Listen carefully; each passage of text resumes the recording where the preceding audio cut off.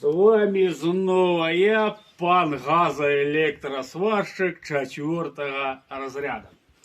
Вы подготовил я себе материал, вынес все, сложил ровненько, кирпичинки подложил, хай просохнет. И это все пойдет в этого стройматериал весь железо на ворота и калитку. И точно не хватит мне там одной плашки. Тоненькие тут у меня такие 2 на 2 это будет облит. У меня будут ворота и калитка с уебонами. Не просто каркас сваренный, листами заляпленный, как забор. Поняли? А будет там всякие. Ну, сам придумал, сами зроблю. Ну и что вот эти бордюрчики у меня. Это идут под ворота, под калитку не надо. У меня осталось 1, 2, 3, 4, 5. Ну и куски.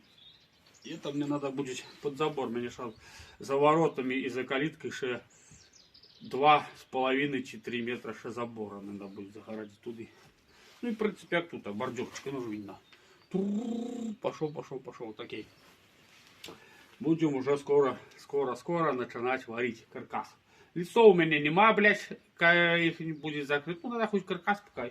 Будем делать то, что у меня есть, стройматериал. Чтобы не накупливать, не собиралось это гайно, нахуй. Чтобы все прибрал к месту, сварил, повесил, завес у меня есть, замок у меня есть, я что куплял. Все есть. И что тут один столбик у меня, 6 на 6, ну это у меня на край участка будет 4-й столб. И чтобы уже граница участка была видна, потом нитку натягиваю, столбу бетонирую и ебашь дальше забор. Забор нехуй делать. Як я этот забор сделаю, я его, в принципе, сделаю даже школьник, нахуй, 10 класса.